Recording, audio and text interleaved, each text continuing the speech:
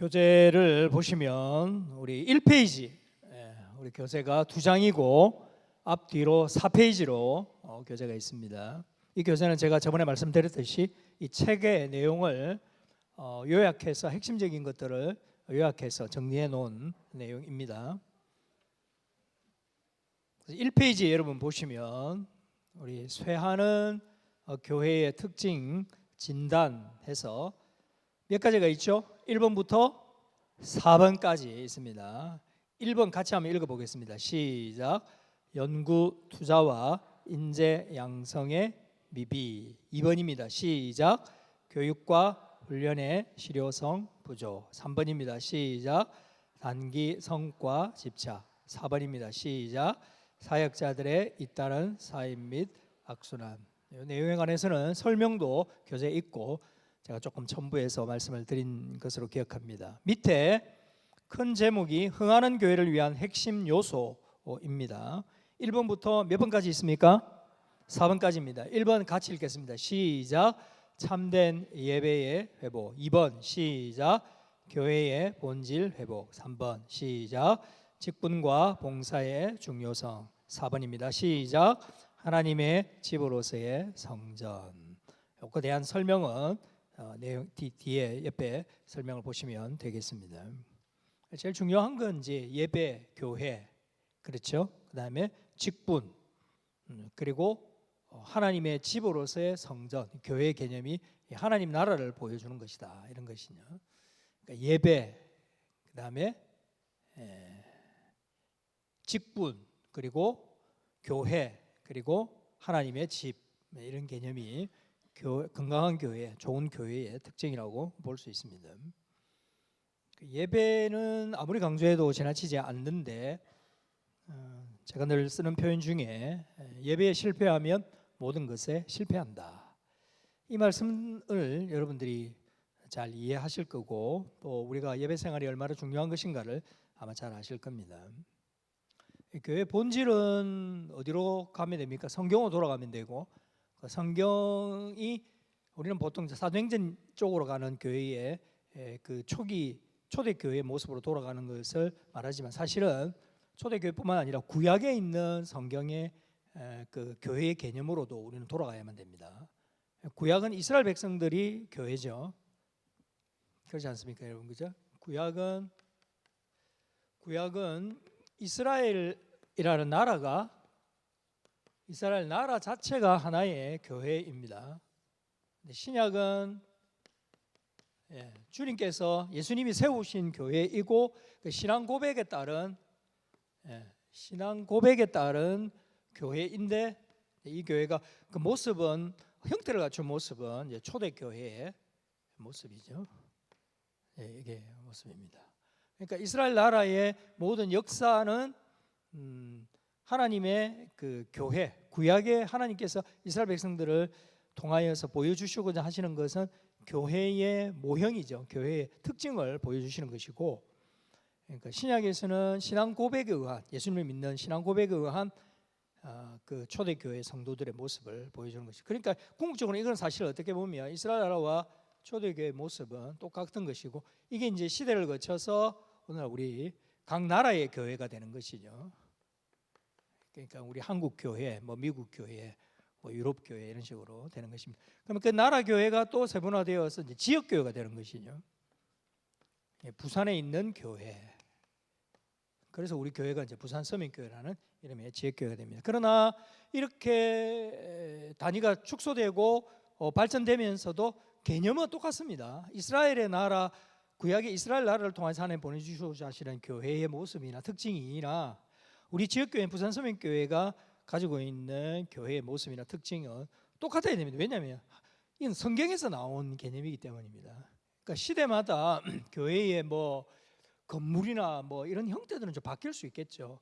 옛날에는 뭐 유럽의 뭐 높은 그 철탑에다가 십자가 크게 올리고 뭐 이런 거지만은 뭐 요즘은 뭐 건물을 빌려서 하는 교회들도 있으니까요. 하지만 그런 형태들은 바뀔 수 있지만 교회 본질에 관한 부분에 관해서는 구약의 이스라엘 나라들을 통하여 하나님이 이루시고자 하시는 교회의 모습이나 원형이나 오늘날 우리 지역 교회가 가지고 있는 우리 교회가 가지고 있는 것은 다 동일해야 됩니다. 그래서 우리가 하나님의 말씀인 구약을 말씀을 통하여 설교를 통해서 우리가 배우죠. 그런데 그 안에 하나님이 이스라엘 백성들에게 나라에게 어떻게 역사하시고 어떻게 세우고 어떻게 다스리시고 통치하시는가를 우리는 설교를 통해 말씀을 통해 배우지 않습니까? 그게 이제 오늘날 우리 이 부산 서명교회도 그대로 그 원리와 그 하나님의 다스림은 그대로 적용이 되는 것입니다. 그런데 이제 구약은 구약 시대니까 그래서 끝났다. 그리고 지금은 구약하고는 상관없는 새로운 교회를 만들어야 된다. 이렇게 말하면 그 이단입니다, 여러분. 그건 잘못된 것입니다. 그러니까 이스라엘 나라가 물론 그렇죠. 이스라엘 나라가 온전한 교회가 되지 못했죠. 실패했잖아요. 실패라기보다는 온전하지 못했습니다. 그렇죠. 이 세상에 뭐 온전한 교회가 있습니까? 온전하지 못했죠. 온전한 교회가 못 되었습니다. 오늘 지역교회도 보면 이걸 이미 알고 있는 거죠. 온전한 교회의 형태를 가지기는 어렵습니다. 하지만 그 원리나 그 원천적인 어떤 그런 하나님 교회를 세우신 목적에 관해서는 벗어나거나 빗나가서는 안 되죠. 분명합니다. 그러니까 이스라엘 나라의 교회를 볼 때 하나님께서 지으신 직분자들이 있잖아요. 뭐 제사장들이 있고, 그래 있고, 그 다음에 뭐 레위 지파들이 있고, 이런 것들이 다 그렇죠. 그 다음에 뭐 다윗 시대나 솔로몬 시대 같은 경우는 이제 성전을 봉사하는 사람들이잖아요. 성전 봉사자들. 뭐 이런 사람들 중에 뭐 찬양대도 있었고, 뭐 그런 것도 있으면 쭉쭉쭉 있잖아요. 이런 개념들이 다 신약 시대에 그대로 이렇게 오는 거죠. 그럼 초대교회의 모습을 보면 여기 보면 어떻습니까? 여기 보면 말씀을 가르치는 장로들, 감독들 있었죠. 감독, 장로들이 있죠. 근데 이 이전에 누가 있습니까? 이 신앙 고백에 따른 베드로와 같은 사도들이 있죠. 12명의 12제자죠. 근데 이제 여기다 플러스 바울이라는 12명의 제자는 아니지만 하나님의 이방인들을 위한 특별한 그 한 명의 바울을 통하여 부르시죠. 그러니까 이런 왜 제자가 필요하고 왜 사도 바울이라는 사람 필요하며 세우신 교회에서 왜 감독이 필요하고 장로가 필요하고 안수집사가 필요하고 다 필요한지, 그게 이제 이런 나라들을 통해서 이 지역교회에서 다 이루어져. 그래서 우리 이 지역교회도 지금 뭐 목회자가 있고 장로가 있고 집사가 있고 다 그 있죠. 교사가 있고 다 있는 거죠. 이 원리는 다 똑같은 겁니다. 근데 이제 구약에 있는 그 교회, 이스라엘 백성들을 향한 그 하나님의 뜻은 그 구약에서 끝난 것이다. 그리고 구약은 실패했다. 이렇게 보는 사람들이 있습니다. 그러니까 지금 신약 시대고 교회 시대이기 때문에 신약의 말씀을 통하여서 우리는 교회의 모습만 지향해야지. 구약의 이스라엘 나라들에 대한 부분들은 이렇게 이제 빼버리고 그걸 이렇게 제외하려고 하는 사람들이 있는데 그거 잘못된 겁니다. 잘못된 것이죠. 구약에도 엄연히 이런 직분들이 오늘날에도 초대교회에도 사도들과 제자들 그리고 감독과 장로들 그리고 이런 봉사자들이 있는 것이죠. 그래 에베소서나 목회서신 같은 데 보면 이제 교회에 있는 직분자들 일꾼들을 세울 때에 교사도 있고 감독, 장로 있고 우리 집사 있고 그렇죠. 그리고 평신도 지도자들도 있죠. 그런 사람들도 있죠. 그게 실명으로 성경에 다 기록되는 이유가 구약에 있는 그런 어떤 직분자들의 개념이 지금도 오늘날도 그대로 적용이 되는 것입니다. 근데 이제 이걸 어떻게 신학적으로 또는 성경적으로 구약과 신약을 잘 연결하느냐 하는 부분에 관해서는 뭐 그건 우리가 좀 더 말씀을 좀 더 입체적으로 보고 깊이 있게 연관시켜서 이런 이제 신학자들이 좀 연구가 필요한 거죠. 그래서 구약의 제사 제도와 초대교회 예배 이게 어떤 연관성이 있는지를 신학적으로 교리적으로 풀고 그걸 또 연구한 학자들이 있는 거예요. 그래서 교수가 필요하고 성경을 연구한 학자들이 필요한 겁니다. 그걸 왜 그렇게 합니까? 그냥 뭐 그 논문 발표하고 자기 뭐 교수된 거 그거 하려고 하는 게 아니라 그게 다 오늘 지역 교회에 그게 구약 시대에 그 몇천 년 동안 4,000년, 6,000년 전에 일어났던 일들을 오늘날 이 시대 지역 교회에 그대로 가져오기는 어렵지 않습니까? 그러니까 이걸 어떻게 이 지금 시대에 맞는 것으로 구약에 있는 이런 하나님 나라에 대한 이런 것들을 원칙을 이 교회에 적용할 것인가를 이제 고민을 하는 거죠. 그걸 고민하는 게 뭐 우리 같은 목회자나 뭐 교인들이 할 수가 없는 문제거든요. 전문적인 성경학자들, 교수들 뭐 이런 사람들이 이제 성경을 파고 거기에 대한 어떤 그 신학적인 입장들을 이제 정리를 하는 거죠. 그런 도움을 우리가 받는 겁니다. 그래서 이제 이런 개념들을 통치적으로 여러분 봐야지 그 구약하고 신약하고 떨어져 있는 개념으로 보시면 여러분 안 됩니다. 그걸 잘 기억하시고 그래서 구약에 제가 설교를 할 때나 본문을 할 때도 보면 그렇잖아요. 항상 교회론적인 관점에서 적용을 하거든요. 그리고 예수 그리스도의 그 구약에 있는 그 제사라든지 뭐 어떤 본문들이 예수님을 상징하고 예수님을 예표하고 예수님을 보여주는 그런 대목들이 있거든요. 그런 것들을 이제 제가 설교하면서 그걸 이제 언급을 하는 거, 연결을 시켜서 자꾸 언급을 하는 겁니다. 그게 이제 구약과 신약의 그런 연관성과 관련성이 있기 때문입니다. 참 이런 부분들을 여러분 잘 이해를 하시면 좋을 것 같고, 제가 저번에 뭐 설교 중에도 한번 그런 이야기 했습니다만, 제가 미국에 있을 때 뭐 그런 분들 중에서 아예 구약을 믿지 않는 사람들이 있어요. 구약을 안 믿는 사람들. 그러니까 제가 이제 구약을 가지고 설교를 하니까, 목사님 오늘 시대는 신약 시대인데 왜 구약을 말씀을 합니까? 그러면 장로님은 구약이 뭐라고 생각하십니까? 이제 물어보면 뭐 자기 나름대로 이제 생각을 가지고 있죠. 근데 그게 엉터리입니다. 그게 잘못된 겁니다. 예. 그러니까 이런 부분들을 여러분 교회론적인 관점에서 잘 보시고, 제가 이제 설교를 할 때도 보면 그렇습니다. 구약의 멸한기상도 하고 하지만 할 때마다 그 왕들의 일대기, 그리고 왕과 관계되는 그 조연들이 등장하잖아요. 그 조연들이 상징하고 있는 것들을 이제 예수님 시대 또는 초대교회 시대에, 신약 시대에 그것들이 어떻게 연결되는지를 다 이야기할 수는 없으니까 짧은 시간에, 그러니까 조금이 필요하면 이건 예수 그리스도의 뭐 어떤 죽으심을, 희생을 상징하고, 또 이 사람이 등장하는 이유는 또 예수님께서 부활하시고 또 뭐 제자들을 부르시는 이런 것들을 의미한다는 것을 이제 자꾸 연결시켜서 하는 이유가 바로 이런 연관성이 있기 때문이다. 이 점은 여러분 좀 생각해 주시면 좋을 것 같습니다. 자, 그래서 우리가 1번부터 참된 예배의 회복, 교회 본질, 직분, 하나님의 집, 이 개념을 교회라는 개념으로서 아주 중요한 요소들이다 기억하시고, 그 다음에 밑에 쇠하는 교회의 특징, 심층 분석했습니다. 이게 1번부터 몇 번까지 있죠? 5번까지 있습니다.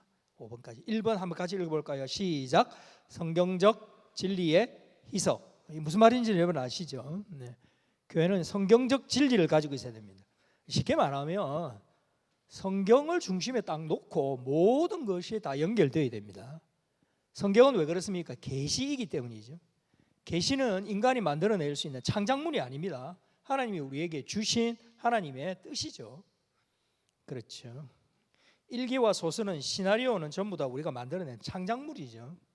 근데 그걸 계시라고 말하지는 않습니다. 그거를 작품이라고 말하고 문학이라고 말하죠. 장르라고 말합니다. 하지만 계시는 어떻습니까? 인간에게서 만들어낼 수 있는 것이 아니라, 종합해서 뭔가를 할 수 있는 게 아니라 하나님께서 우리에게 주신 것이죠. 우리는 그걸 받는 것입니다. 자, 그런 의미에 있어서 성경의 진리가 교회에서는 가장 중요한 것이 이제 성경의 진리라는 거.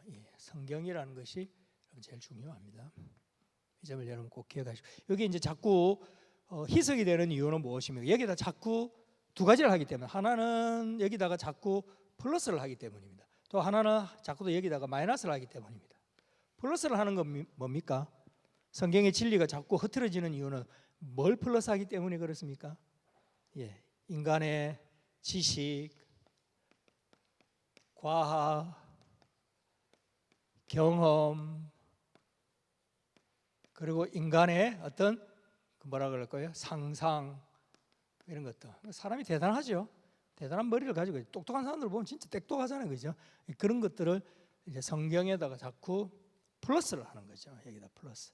그러니까 여기 이제 더 좀 실제적이고 더 이해하기가 쉽고 받아들이기가 쉽죠. 근데 성경의 이야기는 이건 좀 이게 아리까리하고 그렇습니다.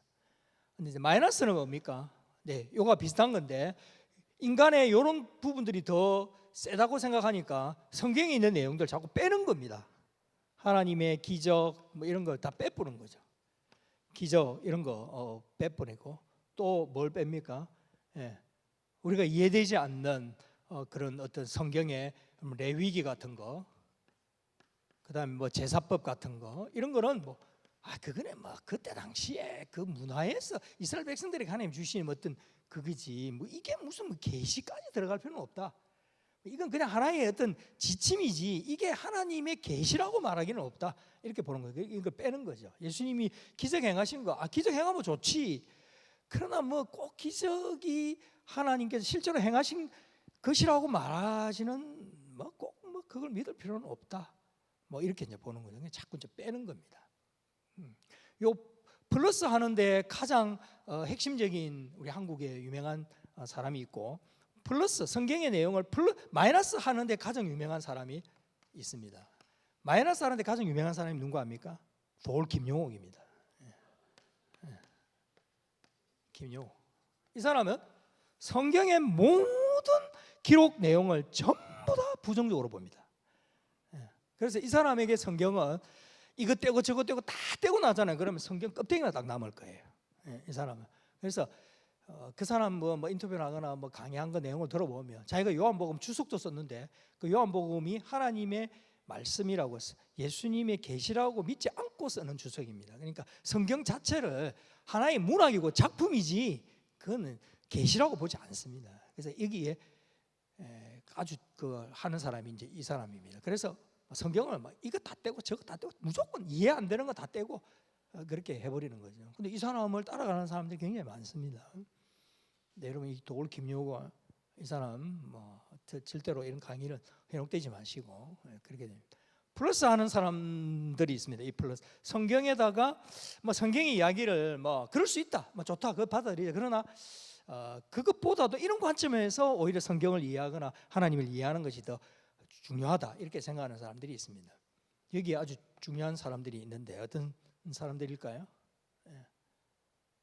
누가 우리나라 대표자가 되겠습니까? 이런 사람들 굉장히 많습니다. 대표하는 사람들은 뭐 어떻게 말할 수는 없는데 굉장히 많은 사람들인데 여기에 쉽게 말하면 그 배운 사람들이 있죠. 특히 우리나라 이어령 씨 같은 사람들은 약간 좀 경계선에 있는 사람입니다. 이어령 박사가 물론 그의 딸이 뭐 목사이기도 하고 나중에는 회심했고 뭐 예수 믿고 뭐 이렇게 했다고 하는데 저는 조금 그렇게 보지 않습니다. 왜냐하면 그가 이제 병을 얻고 난 다음에 돌아가시기 전까지 그가 강의하고 고백한 신앙 고백을 보면 정말 구원 얻는 성경적인 신앙인이었다라고 말하기가 좀 어렵습니다. 근데 그분의 예를 들면 그런 분들이 왜 성경을 하나님의 말씀으로 100% 왜냐하면 그는 창세기를 이해하는 게 좀 다릅니다. 이런 교수는 창세기에 천지를 창조하신 그 개념을 이해하는 게 우리 정통 신앙하고 좀 달라요. 개념이 좀 다릅니다. 그리고 하나님과 인간이 교제하고 만나는 것에 대한 것들이 좀 다르거든요. 근데 예를 들면 이제 그런 사람들입니다. 이런 너무 똑똑해서 그렇습니다. 너무 똑똑하고 너무 이 다방면의 전문가를 같은 지식을 가지고 있기 때문에 이제 이분이 오히려 이런 사람들은 좀 이렇게 좀 똑똑하지 않으면 오히려 믿음을 더 가지기가 쉬울 텐데 뭐 이런 분들은 좀 똑똑해서 이제 이렇게 하는데 여기서 자꾸 이분은 자신이 가지고 있는 지식과 이런 것들을 성경을 자꾸 해석을 하려고 했던 분들이죠.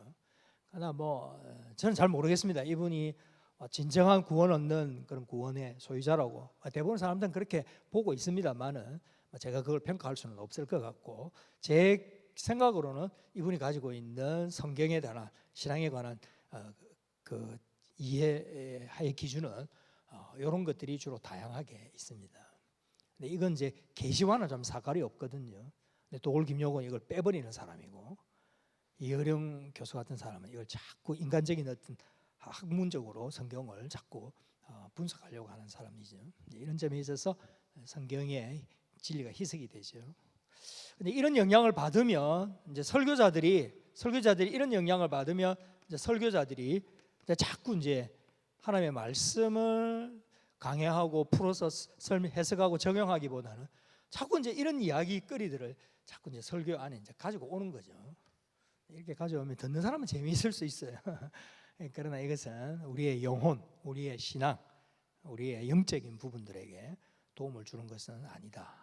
이런 부분들을 좀 잘 분별할 필요가 있습니다. 제가 지금 성경적 진리의 희석이라는 1번 주제를 가지고 설명하면서 그렇게 했습니다.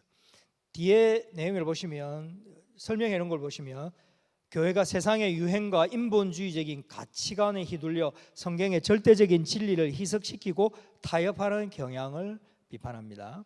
무엇을 믿어야 하는가에 대한 명확한 성경적 기준이 모호해지면서 성도들의 신앙생활이 혼란스러워진다는 것입니다. 더 나아가 한국 교회는 극단적 이원론에 빠져 세상과 교회를 분리하고 삶의 모든 영역에서 하나님의 주권을 강조하지 못하는 신학적 문제점을 가지고 있습니다.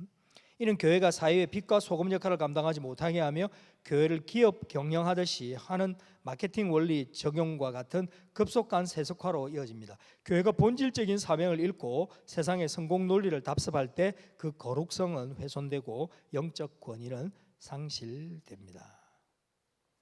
이런 것들이 오늘날 그렇습니다. 젊은 세대들이 교회를 떠난다 하지만 젊은 세대들이 교회에 실망한 여러 가지 이유가 있습니다. 5가지 정도 이유가 있는데, 그러나 그것들을 종합해 보면 그 이유를 지금 젊은 세대들은 그 이유를 지금 용기를 내서 이야기를 하는 거고요. 우리는 그런 용기가 없어서 그 이야기를 못한 겁니다. 사실은 모든 세대들이 그런 부분에 관해서는 공감을 하고 있는데, 그 5가지 이유 중에서 이유를 다 종합해 보면 이 사람들이 오늘날 현대인들이 교회를 떠나는 이유는 딱 한 가지입니다. 교회만이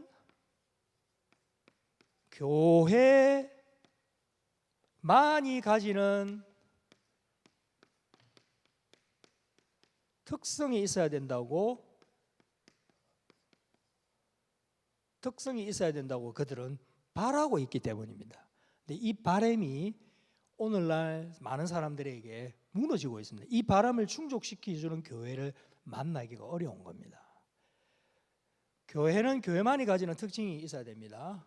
그러니까 이 사람들도 근본적으로 교회는 세상과 다르다는 것을 알아요. 교회는 세상과 달라야 된다는 것을 알아야 돼요. 세상과 다르다는 것을 알고 있고요, 그걸 믿고 싶은 겁니다. 그런 교회를 찾고 있는 중입니다. 이게 제일 안타까운 문제입니다. 교회는 세상과 달라야 된다는 것을 그들은 알고 있습니다. 그래서 그런 교회를 찾고 있는데, 문제는 그런 교회를 만나기가 어렵다는 것입니다. 그런 교회를 찾고 만나기가 어렵다는 거예요. 이건 제 이야기가 아니라 젊은 사람들이 그런 교회를 만나기가 어렵다는 거예요. 어렵다.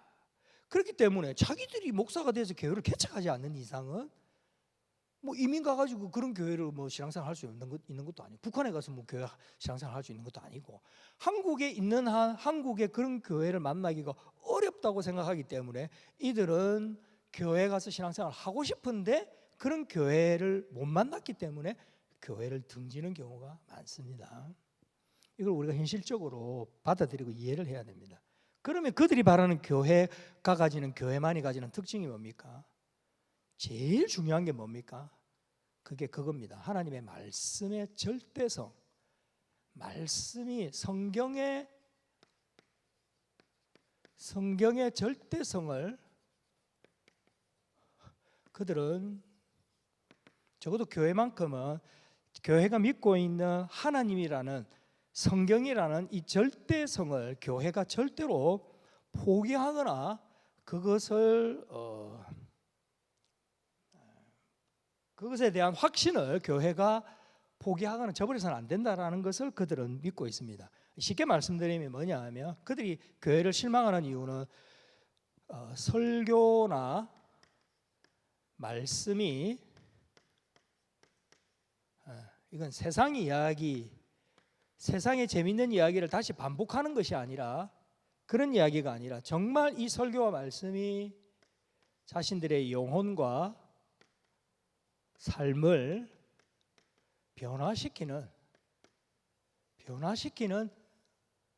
능력이 되기를 바라고 있습니다. 그런데 그들이 교회 안에서 선포되는 말씀과 성경과 그 모든 신앙적인 어떤 내용들에게 있어서 그들은 그들의 영혼과 그들의 삶에게 적어도 찌릿찌릿한 자극이라도 줘야 되는데, 그런 자극을 주는 교회가 드물다는 거예요. 그러니까 그런 교회를 찾고 있는데 그런 교회를 못 만나니 그런 교회를 에서 신앙생활 하기가 어렵다는 거죠. 이게 참 이제 한국 교회 문제입니다. 지금 문제인데, 여러분 어떻습니까? 여러분들은 우리가 신앙생활을 하고 있는, 또 우리가 지금 몸담고 있는 우리 교회 안에 이 사람들이 지금 갈망하고 원하는 것에 대해서 적어도 우리 교회는 그런 부분에 관해서는 분명하다라는 것을 말해줄 수 있는 교회여야 합니다. 그래야 그것을 배우고 그것을 믿기 위해서 교회를 오는 거지, 그렇지 않으면 교회를 올 이유가 없습니다. 교회는 재미없는 곳이거든요. 재미없지만 우리가 오는 이유는 무엇입니까? 그걸 듣고 싶어서 오는 겁니다. 근데 교회가 그걸 이야기를 안 해주니 교회를 올 이유가 없죠. 그래서 교회가 가지는 진리에 대한 절대성, 이 진리는 성경이죠. 여러분, 하나님의 말씀을 설교자도 절대적으로 믿어야 되고 교인들도 절대적으로 믿어야 됩니다. 이걸 믿지 않는 설교와 이걸 믿지 않는 신앙생활은 사람들을 실망시키게 될 겁니다. 왜냐하면 교회마저 그걸 안 하면 교회가 있을 이유가 없는 거예요. 교회는 그런 곳이어야 된다고 생각하기 때문입니다. 그래서 여러분, 교회를 교회되게 하는 가장 중요한 것은 하나님의 말씀, 그리고 성경, 절대적 진리, 계시, 이것이 우리의 삶과 우리가 살아가고 있는 모든 것에서 그것이 전인격적으로 우리를 변화시키고 우리를 자극하고 우리를 움직이게 하고 우리를 살게 하고 우리를 하여금 기쁨을 느끼게 하고 우리로 하여금 그것이 살아서 생명력 있는 것으로 되어야만, 또 그런 것들이 말씀 가운데서, 교회 가운데서 계속 그게 되어야만 사람들이 교회를 오는 이유에 대해서 분명한 것을 가질 수 있는 것이냐. 그렇지 않는 교회들이 너무 많기 때문에 그렇습니다. 그러면 이 문제를 어떻게 해결해야 되겠습니까? 왜 전도가 안 되고 왜 사람들이 교회를 떠났느냐라고 비판할 문제가 아니라 교회가 교회됨을 잃어버리고 있는 것에 대한 정확한 진단이 필요하고, 그 진단은 프로그램이나 어떤 다른 것이 아니라 우리가 하나님의 계신 이 성경 말씀, 하나님의 말씀을 절대적으로 주시는 진리로 우리가 붙잡고 있느냐, 그 교회가 붙잡고 있느냐에 대한 반성이 필요한 거죠. 그러니까 이미 이제 말씀을 서로 배우고 읽고 묵상하고 설교하고 하는 것에 대해서 너무 많은 것들이 인간적이고 세상적인 것들이 너무 많이 들어와 버렸죠. 그렇기 때문에 말씀이 살아서 역사하는 교회가 아니라 다른 것들이 막 바삐 움직이는 교회가 된 거죠. 그런 교회들은 또 뭐 사람도 많이 모이니까 그럼 그게 이제 부흥했다 이러고 성장했다 보는데, 과연 그게 이제 맞는가, 이런 부분들을 우리가 고민을 해야 되는 것입니다. 그래서 성경적 진리가 교회는 절대로 허들어져서는 안 됩니다. 말씀이 항상 우선, 성경의 진리. 그러니까 그걸 여러분들이 이제 그러면 그러잖아요. 성도들은 한 목사님 말씀이 좀 뭐 구체적이지 않고 우리가 삶에 실천적이지 않고 좀 이렇게 좀 어렵고 우리가 적용하고 우리가 살아가기가 좀 이해하기가 좀 어렵습니다.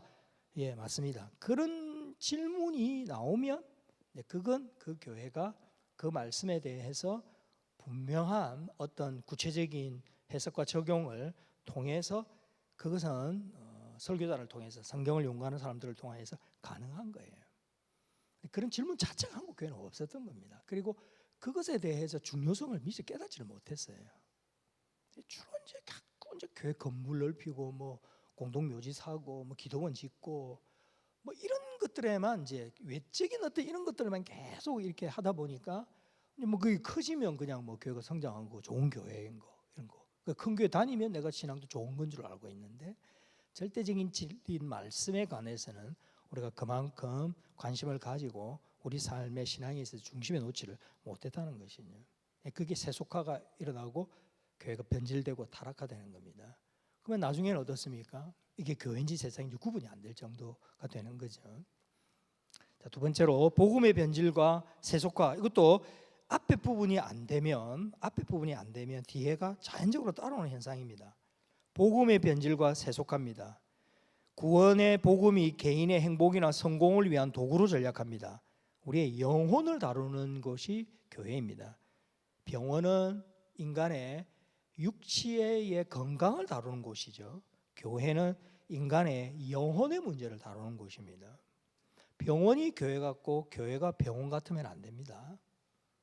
그렇죠? 그러니까 구원의 복음이라는 것은 우리 개인의 행복이나 성공을 위한 도구가 아니라 또 교회가 세속적인 성공주의나 물질주의를 추구하는 모습에 대해 경고하는 것이죠. 이런 교회의 거룩성을 훼손하고 세상과 구별되지 않게 만드는 요인으로 적용합니다. 특히 강단에서 축복 설교가 복음 선포의 자리를 완전히 차지하게 된 현상을 지적하며 이는 목회자들이 돈에 중독되어 돈을 위해 목회하고 설교하게 되었다라는 비판으로 이어집니다. 젊은 청년들은 이 부분에 대해서 굉장히 민감합니다. 젊은 친구들이 가장 민감하게 생각하는 단어가 공정이거든요. 그들도 압니다. 세상이 공평하지 않다는 건 알아요. 세상을 살아보면 공평하지 않다는 건 알아요. 세상이 왜 공평하지 않느냐고 불평을 가지는 사람은 아직까지 세상을 모르는 거예요. 세상은 원래 공평하지 않아요. 젊은이들이 말하는 건 공정입니다. 공평하지 않는 이 세상에서 그래도 서로 함께 잘한 것을 잘했다라고 보상받을 수 있고 못한 것에 대한 책임을 질 줄 아는 사회가 공정한 사회잖아요. 근데 세상이 그렇게 되지를 못해요. 그러니까 젊은 사람들은 이걸 굉장히 민감해합니다. 그러니까 내가 잘했으면 내가 잘한 것에 대한 보상을 받는 것은 공정하다고 생각하는 것이에요. 그런 친구들은 자기가 잘못한 것에 대해서 위에 사람이 너 그거 잘못했다 하며 죄송합니다, 제가 잘못했습니다라고 인정하고 그것을 고칠 마음이 있어요. 그런데 문제는 세상이 공정하지 않다라는 것이 청년들이 가지고 있는 생각이거든요. 왜냐하면 오늘 우리 주변에 일어나는 일들을 보십시오. 너무 공정하지 않죠. 불합리한 일들이 너무 많잖아요, 그죠? 그러니까 이 부분에 대해서는 굉장히 민감한데, 근데 세상은 그럴 수도 있습니다. 그런데 교회마저도 이게 공정한 시스템으로 교회가 운영되지 않으면 이 젊은 사람들은 교회를 다닐 이유가 없습니다. 그러니까 교회에서 어땠습니까? 이게 투명하고 그리고 공정하고 그리고 바르고 잘하냐 못하느냐를 따져서 평가하는 교회가 아니라 모두가 함께 연약하지만 우리 모두 우리의 약점을 인정하고 약점이 있는 사람들은 도와주고 잘하는 사람들은 격려하고 이런 것들이 교회 안에서 공정한 시스템 안에서 신앙생활을 해야 되는데 이제 이렇게 되지 못하면 이제 불만을 가지는 게 이 목사의 어떤 권위주의, 그 다음에 공정한 시스템이 아닌 이 교회의 예산이라든지 교회의 행정 이런 것들이 깜깜이가 너무 많거든요. 무슨 말씀인지 이해하시죠? 깜깜이라는 말을 다 아시죠? 교회 1년 예산이 뭐 10억, 20억인데 이게 뭐 어떻게 집행되는지 1년에 가도 재집계를 한 번도 안 하는 교회들이 있습니다. 도대체 그런 것들을 젊은 사람들은 교회가 그런 식으로 시스템이 움직여서는 안 되는 거거든요. 사실 그건 잘못된 겁니다. 이런 것들을 얘들은 이해를 못해요. 우리 어르신들은 어떻습니까? 뭐 목사님이 사모님이 또 뭐 장로님들 알아서 하겠지. 근데 그 알아서 하는 것 때문에 교회가 문제가 많이 생기거든요, 사실은. 그런 것들을 우리가 분명하게 해야 되는, 이걸 이제 목사나 장로들의 권위로 막 젊은 사람 눌러버리고 그냥 교회는 그런 거야 뭐 이렇게 해버리면 얘들은 이해가 잘 안 되는 겁니다. 그렇죠. 그리고 세속화, 교회 지도자들이 너무 물질주의에 세속화되어 있습니다. 정말 안타깝습니다. 저도 완전히 자유롭다고 말할 수 없습니다. 저도 사람이기 때문에. 그런데 이제 우리가 보는 그런 상황들을 보면 참 너무 안타까워요. 결국은 그렇게 목회를 잘해놓고는 마지막에 요것 때문에 존경을 못 받는 사람들이 많습니다. 이걸 젊은 사람들은 이해를 잘 못하는 거죠. 적어도 교회의 지도자들은 이렇게 돼서는 안 된다고 보는 겁니다. 그렇죠. 여러 가지 이유가 있습니다. 그러니까 이런 부분들이 교회 안에서 이 세속화되고 정말 이 물질주의화되고 또 인본주의화 되어가고 또 쉽게 말하면 뭐 직분을 뭐 주로 뭐 사고 파는 건 아니겠습니다만 직분이 마치 계급인 것처럼 그렇게 직분이 마치 계급인 것처럼, 그죠? 계급인 것처럼 이렇게 여겨지는 인상을 가지고 있는 교회에서 이 젊은이들이 영혼을 맡기면서 헌신하고자 하는 마음이 있겠습니까? 예. 위에 있는 사람들이 그런 영적인 것에 대해서 별로 관심이 없는데 자기들이 그런 지도를 받는다는 게 쉽지 않죠, 그죠? 이런 것들이, 그러니까 이런 생각들을 우리가 자꾸 좀 깨트려야 됩니다. 깨트려야 되는데 이건 이제 우리가 자꾸 이제 깨가고 있는 거죠. 깨가고 있는 거고 그렇습니다. 그다음에 자 3번에 목회자의 영적 권위가 상실됐다. 자 여기서 중요한 것은 영적 권위입니다. 세상의 권위는 목회자들이 너무 높아요. 영적 권위는 의외로 상실되어 가고 있습니다. 쉽게 말하면 목사가 이야기하지만, 교회 지도자가 이야기하지만 교인들은 그것을 잘 신뢰하지 못하죠. 왜 그렇습니까? 그게 이제 말씀과 어떤 신앙의 어떤 이런 확고한 부분들이 교인들한테 어필되지 못하고 있기 때문입니다. 이제 그래서 그걸 세상적이고 인간적인 권위로 짓누르려고 하죠.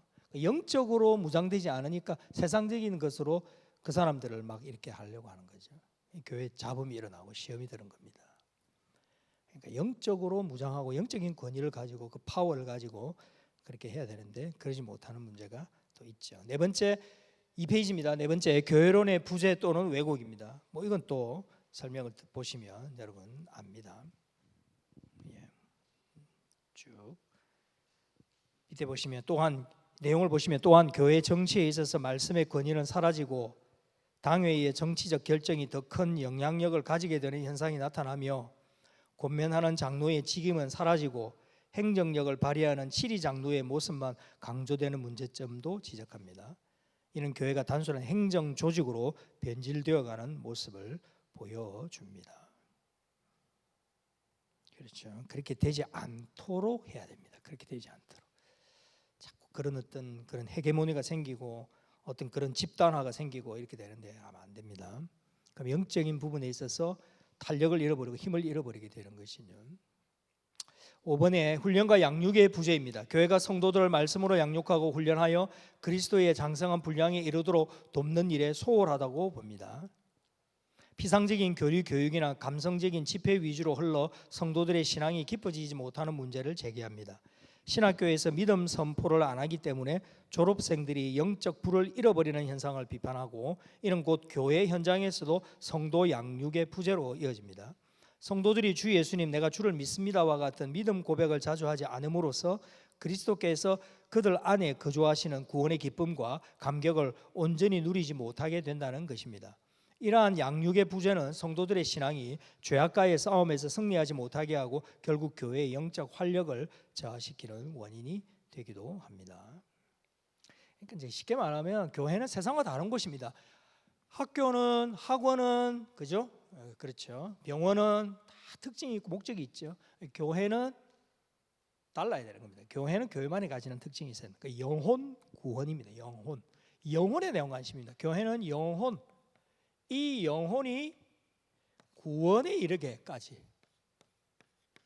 왜 구원에 이르게 됩니까? 이게 인생의 삶의 행복이고 이게 참된 가치이기 때문입니다. 교회는 이걸 위해서 존재하는 곳입니다. 한 영혼에 대한 관심이죠. 그러니까 이 영혼을 볼 수 있는 눈을 가져야 그 사람이 가지고 있는 외부적인 것에 눈을 가리지 않고 그 사람의 영적인 것을 핵심적으로 볼 수 있는 거죠. 그런데 이제 이 영혼을 보는 관점이 없이 사람을 외모로 판단하면 야고보에서도 말했듯이 어떻습니까? 저 사람이 무슨 대학을 나왔대. 저 사람이 사장이란다. 저 사람이 벤츠를 타고 다닌다. 이렇게 되는 거죠. 이게 그렇게 되어서 교회 안에서 정착이 되어가고 자꾸 그런 식으로 사람을 하게 되면 사람은 그런 식으로 대하게 되면 어떻습니까? 사람인지라 그거 칭찬을 받으면 기분 좋고 안 좋은 소리 들으면 마음 상하죠. 그러면 이 영혼에 대한 관심, 저 사람이 뭐 사장이든 벤츠를 타든 뭐든 돈을 가지고 있던 사람이든 그 영혼의 상태가 어떻는지를 위해서 가슴 아파하고 같이 기도해주고 도와주고 이런 것이 영혼에 대한 관심을 가지는 것이 교회지.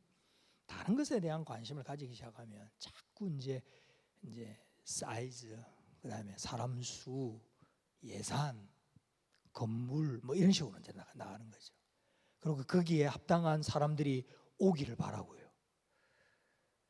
그래서 그때 유명한 한국 목사님 그랬잖아요. 어떤 분이 예배 마치고 난 다음에 목사님 오늘 제가 우리 교회에 대여를 하나 전도했습니다. 그러니까 누구냐고 벤츠 타고 오시는 분을 내가 전도를 했다고. 그럼 목사님이 나같이 티쿠 타는 사람은 그럼 피렘이냐? 제가 그랬다는데 그런 관점이 교회 안에 왜 자꾸 들어오냐면 영혼에 대한 관점, 시각을 가져야 되는데 자꾸 그게 아니라 우리 겉에 보이는 어떤 이런 뭐 자격, 조건, 뭐 외모, 뭐 이 사람의 배경, 뭐 학벌, 뭐 이런 것들이 이제 자꾸 눈에 보여서 보일 수는 있습니다. 근데 그게 교회 안에 하나의 어떤 그 질서나 어떤 분위기로 자리 잡으면 그 교회는 안 되는 겁니다. 그 교회는 자꾸 세속화되고 자꾸 인본주의가 되는 것이지. 그럼 이 영혼을 바라보는 관점에 볼 때 이 사람이 정말 돈이 많고 굉장히 사람도 괜찮은데 이 영혼이 너무 피폐해져 있습니다. 이 사람은 기도가 필요하고 설교가 필요하고 말씀이 필요하고 복음이 필요하고 예수님의 만져주심이 필요합니다. 그래서 그 사람을 위해서 우리가 기도하게 되죠. 그렇게 되면 그 영혼에 대한 기도를 통해 하나님 들어주시면 그 영혼이 점점 구원의 쪽으로 오게 되죠. 그럼 예수님을 만날 거 아닙니까? 그 영혼이. 그럼 그 예수님을 만난 영혼인데 그러면 어떻게 되면 그가 변화가 될 거 아닙니까? 삶이 변화가 될 거 아닙니까? 그럼 그 삶의 변화가 이전에는 예수님 만나기 전에는 이 돈에 있고 뭐에 있고 있었는데 요즘 이 예수님 만나고 구원의 감격을 느끼고 정말 이 자신의 영혼의 상태에 대해서 예수님으로부터 치유를 받으면 어떻습니까? 이게 삶의 가치와 행복이 돈이나 명예나 세상적인 것이 아니라 다른 것에 있다라고 생각하죠. 그러면 이 사람이 어떻게 됩니까? 자기가 가지고 있는 것을 하나님께서 나에게 이렇게 맡겨주신 것이다라는 생각을 가지고 그 물질을 또 다른 사람을 위해 쓸 수도 있고 그렇게 하는 거죠. 한 영혼이 우리가 천국까지 그러니까 보십시오. 이 영혼이 예수님을 만나지 않으면 우리는 천국도 못 가는 거예요.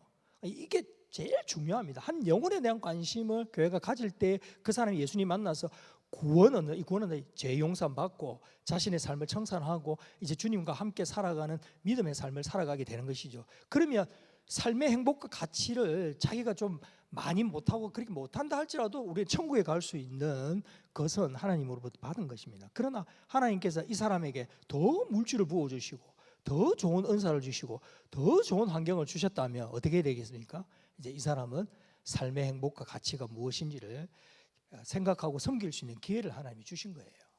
그럼 이 사람이 한 30년 동안 하나님 부르실 때까지 30년 정도 남았다 예를 들면 그럼 이 30년 동안은 자신은 이걸 위해서 멋진 인생을 살다가 천국 가는 겁니다. 그러니까 이러한 삶을 살게 하기 위해서 한 영혼을 전도하고 한 영혼을 부르는 거죠. 그러니까 한 영혼이 이렇게 등록해서 세가지고 오셨다 하면 제가 늘 묻잖아요. 물론 이야기할 때는 아니 뭐 어디 계시네요, 뭐 직업이 무엇이냐 이런 것도 묻죠. 물론 다 이렇게 관계를 통해서 알아가기 위해서 그런 거 합니다. 그러나 제가 늘 강조하고 여러분들도 항상 생각해야 될 것은 무엇이냐면 이분이 다른 교회에서 신앙생활을 하시다가 우리 교회로 왔거나 처음 교회를 오게 된 것은 결코 우연이 아닙니다. 이건 하나님께서 그 영혼을 지금 우리에게 붙여주시고 부르시는 거거든요. 그럼 그 영혼에 대한 관심을 가져서 그 영혼에게 줄 수 있는 권면이나 조언이 뭐겠습니까? 그래서 제가 할 수 있는 목사로서 할 수 있는 가장 큰 조언과 도움은 예배 시간에 빠지지 마십시오. 예배의 자리를 3개월에서 6개월만 계속 지켜보십시오. 그러면 뭔가 달라도 달라질 겁니다. 제가 그냥 그 말씀을 드리거든요. 그거 순종하고 그렇게 하는 사람들은 우리 교회 잘 정착하고 신앙생활 잘하고 믿음생활 잘하고 설교가 들린다고 말씀의 은혜가 된다고 하시거든요. 근데 그게 안 되는 사람들은 어떻습니까? 여전히 그 사람은 우리 교회 등록은 했지만 재권면하는 이야기도 들었지만 여전히 이 사람은 그게 대해서 별로 마음의 문을 못 열죠. 그러면 그 사람이 그만한 책임을 또 져야 됩니다. 하지만 교회가 해줄 수 있는 것은 무엇입니까? 그 사람이 뭐 유명한 사람이 뭐 그것보다도 이 사람의 영혼의 상태를 생각하고 그 사람에게 정말 당신이 우리 교회에서 다시금 신앙생활을 하거나 새로운 전환점을 맞이하려면 내가 목사로서 당신에게 줄 수 있는 것은 그거다. 예배 시간에 자리를 지켜라. 그리고 말씀이 지금은 이해가 안 되고 무슨 말인지 몰라도 3개월, 6개월만 들어봐라. 그러면 당신에게 성경이 이런 거구나. 신앙이 이런 거구나. 알게 될 거다. 그러면 누가 시키지 않아도 당신이 즐거워서 좋아서 재밌어서 신앙생활을 하게 될 거다. 제가 이야기를 하거든요. 제가 해줄 수 있는 그거밖에 없어요.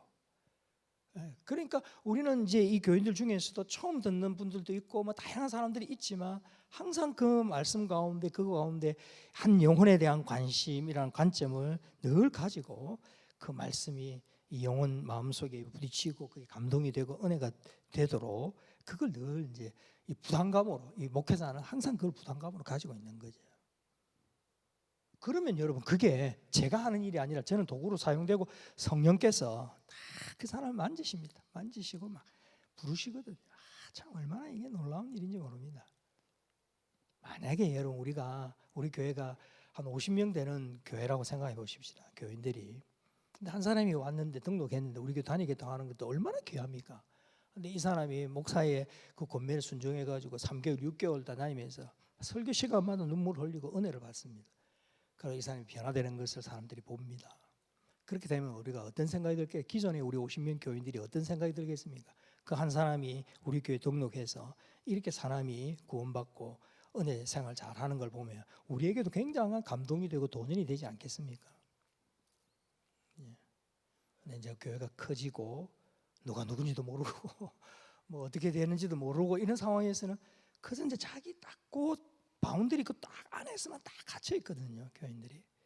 그러니까 누가 뭐 이렇게 해서 어떻게 신앙생활을 하고 어떻게 말씀의 은혜를 나누고 어떻게 하는지 잘 모르면 이게 이제 자기에게 이게 별로 영적인 유익이 별로 없는 거죠. 나눌 수 있음에도 불구하고 더 풍성해질 수 있는데도 그걸 못하기 때문에 교회가 자꾸 커지거나 자꾸 사람이 많아지면 이게 여러분 꼭 좋은 게 아닙니다. 그러니까 이런 부분들을 우리가 다른 사람들을 통해서 얼마든지 영적으로 자극도 받고 도전도 받아야 되는데 이 교회가 자꾸 커지고 사람이 많아지면 그런 도전이 우리의 신앙을 더 자라게 만들 수 있는 기회마저도 우리는 못 가지는 거예요. 왜냐하면 우리는 너무 바쁘게 돌아가고 관계하는 사람들이 교회에 와봐야 뭐 500명, 600명 돼도 우리가 주일날 관계하는 사람 10명 이상이 안 되는 사람들이 많거든요. 나머지는 모르는 거예요. 근데 그 사람이 내가 우리 교회 와가지고 어떻게 신앙생활을 하고 있고 내가 이게 예배를 드리면서 내 이전의 신앙생활 진짜 잘못했고 내가 부산서민교회 다시 신앙생활을 하면서 하나님께서 나에게 새로운 은혜를 주셔서 너무 기쁘다라는 이런 이야기나 이런 도전을 들을 기회가 없는 거예요. 그런 기회가. 이런 것들이 교회 전체적으로 그게 나누어지고 해야 되는데 그게 안 되는 거죠. 그러니까 자기 딱 그 마음들이 딱 안에서 그 절대 벗어나지 못하고 자기가 은혜 되면 은혜 되는 거고 은혜 안 되면 은혜 안 되는 겁니다. 그 이상도 그 이하도 아닌 거예요. 교회가 커지면 이게 안 됩니다. 안 돼요. 저는 이제 미국에 이민교회도 해봤고 시골 교회도 해봤거든요. 지금 큰 교회도 해보고 있거든요.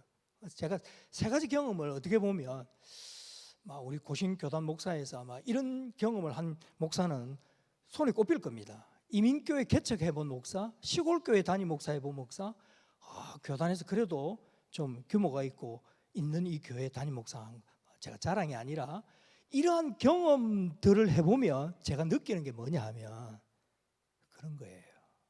정말 그런 겁니다. 그렇다고 뭐 교회가 성장하고 교인들이 많아지는 것을 싫어하는 목사 아닙니다.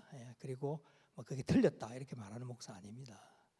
하지만 우리가 이걸 알고 있어야 됩니다. 그러니까 이런 상황에서 그래서 제가 이제 이민교회 뭐 젊은 유학생들이 많고 젊은 친구들이 많았죠. 그럴 때는 전부 다 제 눈에 제 손안에 모든 성도들이 동시에 다 들어오거든요. 그리고 제가 시골교회에 있어도 뭐 한 60명, 70명, 100명까지 안 됐으니까 뭐 다 들어오거든요. 그러면 어떤 영적인 어떤 이런 부분들을 모두가 다 한꺼번에 가족처럼 다 공유할 수 있습니다. 그래서 제가 그 시골교회 있을 때는 애들 이 공동의회 하면 세례교인 이상 오잖아요. 그러면 중학교 애가 세례교인 공동의회하면서 의견을 냅니다. 목사님 의견이 있습니다. 이런 거는 다른 교회에서는 찾아볼 수 없는 유래입니다. 근데 왜 그렇습니까? 그 애가 교회에 대한 관심을 어른만큼이나 가지고 있거든요. 그러니까 자기들이 공동의회 때 의견을 말하는 거죠. 그러면 어른들은 놀라가지고 저게 무슨 뭐 이야기가 있나 들어보면 어느 어른들보다도 교회를 사랑하는 마음이 그 아이 마음속에 있다는 걸 알게 됩니다. 근데 이런 경험을 500명, 600명, 1000명 되는 교인들이 하겠습니까? 주일학교 아이들이 지금 누가 누군지도 모르는데, 우리 구역 식구 아니고는 나하고 관계하는 사람 아니고는 우리 교인지도 모르잖아요, 사실. 그렇죠? 예. 제가 너무 그런 쪽으로 말씀드려서 좀 죄송하긴 합니다만은, 우리가 이걸 알고 이런 것들을 알고 어떻게든 할 수 있으면 이런 부분들을 좀 깨고 조금 우리가 신앙적으로 영적으로 도전받을 수 있고 자극받을 수 있는 영적인 바운드리를 좀 넓혀갈 필요가 있습니다. 넓혀갈 필요. 그래서 봉사를 하면 적극적으로 봉사도 좀 하시고, 이 사람들하고도 저 사람들하고도 좀 이렇게 사귀어도 보시고, 그렇게 해봐야 그게 교회로서의 영적인 유익이 있는 거지. 나는 막 일평생, 오해는 하지 마십시오. 오해하시면 안 됩니다. 나는 막 다른 건 몰라도 나는 나 요것만 딱 하겠다. 딱 그러면 그분이 50년, 60년 동안 교회를 다니시면서 관계하는 사람은 그 한 4-5명밖에 안 됩니다. 그럼 그 4-5명에게서 물론 영적인 도전도 받고 유익도 받겠습니다만은 그 범위를 조금만 벗어나 보시라고요. 조금 벗어나 보시면 어린 아이들에게서부터도 또 우리는 다른 사람 새 가족을 통해서 얼마든지 영적으로 도전을 받고 유익을 얻을 수 있습니다. 저는 교회가 그래야 된다고 봅니다. 근데 그게 참 어려워요. 그게 좀 현실적으로 어려우니까 제가 이제 어떻게 하든, 그래서 모이라 할 때 모이고, 그죠? 오라 할 때 오면 돼요. 오라 할 때 기도하자 그러면 기도하러 오면 됩니다. 그러면 내가 혼자서 기도하고 같은 기도 제목을 전혀 모르다가도 같이 기도해야 할 때 같은 기도 제목, 이런 기도 제목이 있네. 아이고, 이 집사님이 항암 치료한다고 힘드시네. 이걸 알잖아요. 근데 이런 걸 안 오면 평생 모르거든요. 그러니까 이걸 알면 아이고, 내가 그 기도를 한번 해야 되겠다 하는 마음에서부터 마음이 열리고, 하나님 그 기도를 들으시면 어떻습니까? 또 그분의 기도를 또 내가 도움을 받을 수도 있고, 이게 이제 신앙의 유익이 되고 영적으로 서로 이렇게 도전이 되고 이게 돼야 되는데, 저는 이제 규모가 있고 조직화된 교회들은 딱 그 한계 내에서만 맴돈다고요. 참 이게 참 플러스보다는 마이너스가 있다. 이 점을 여러분 꼭 기억하셔서, 그래서 우리가 뭐든지 무슨 행사가 있거나 모임이 있거나 뭐가 있으면 막 그냥 오면 됩니다. 오면 이 사람 만나면 좋고, 또 저 사람 만났으면 또 저 사람 만나서 좋고, 또 이 모임에 참여하면 이 봉사해서 좋고, 또 저 봉사하면 또 저 봉사하면 좋고, 뭐 이래야 되는 거예요. 근데 나는 뭐 그런 거는 나하고는 상관없다. 나는 요것만 딱 한다. 나는 딱 요것만. 그래서 딱 4명 5명 그 딱 사람들만 관계하는 그런 상황에서는 하나님께서 이 500명 600명 되는 이 교회 성도들에게 주시는 이 놀라운 은혜, 이런 것들을 우리가 경험하고 도전을 받아야 되는데 그걸 못하고 가는 거예요. 못하고. 그래서 저는 목사로서 좋은 점이 뭐냐면, 그런 부분들을 제가 잘 이제 도전도 받고 저도 그런 이야기를 듣잖아요. 그러면 이게 이제 교회가 이게 이제 성도들이 살아 있는 거고, 이게 영적으로 깨어 있는 거구나. 이게 움직이는 거구나. 이걸 제가 경험하거든요. 그러면서 제게도 굉장히 보람도 느끼고 도전도 되고 그렇습니다.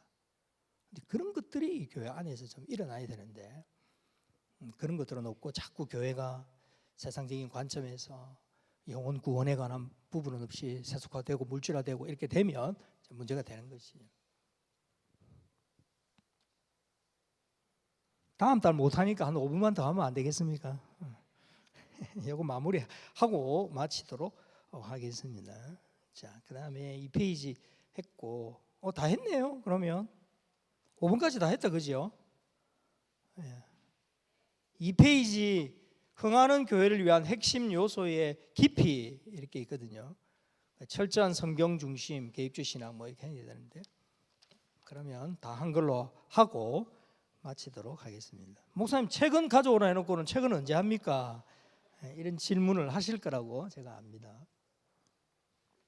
오늘까지는 죄송하고요. 다음번에 우리 8월 달에는 없죠? 9월 달에 여러분 오실 때에 제가 이 책을 제가 다 여러분 보시기 힘드니까 제가 여러분과 나눌 내용들을 페이지를 불러가면서 여러분과 함께 나누도록 그렇게 하겠습니다. 그래서 아주 중요한 단어들이 많이 있거든요. 그래서 이런 부분들을 제가 요 유인물하고 같이 비교해 보면서 설명해 드리도록 그렇게 하겠습니다. 자, 5분 좀 늦었는데 죄송합니다. 이후에 우리 전도팀 전도하는 시간 있겠습니다. 자, 제가 기도하고 마치겠습니다. 하나님 감사합니다. 교회를 세우시고 교회의 주인으로서 하나님께서 우리 부산 서명교회를 지금까지 이끌어 주신 줄로 믿습니다. 많은 설교자들과 훌륭하신 목회자들을 통하여서 하나님께서 이 교회를 여기까지 인도해 주셨고, 또 우리 많은 당회원 장로님들과 우리 중직자들을 통하여서 그들의 눈물과 기도로 헌신을 통하여 우리 교회 여기까지 온 줄로 믿습니다. 앞으로 우리 교회는 정말 하나님께서 원하고 기뻐하시는 교회의 모습이 무엇인가를 우리가 잘 배워서 하나님이 보실 때 칭찬받는 참 이 지역사회를 살리고 또 우리 자녀들을 살리고 영적으로 깨어있는 그런 교회 될 수 있도록 축복해 주시옵소서. 이후에 있는 모든 시간도 하나님 함께해 주실 줄 믿사옵고 살아계신 예수님의 이름으로 기도하옵나이다. 아멘.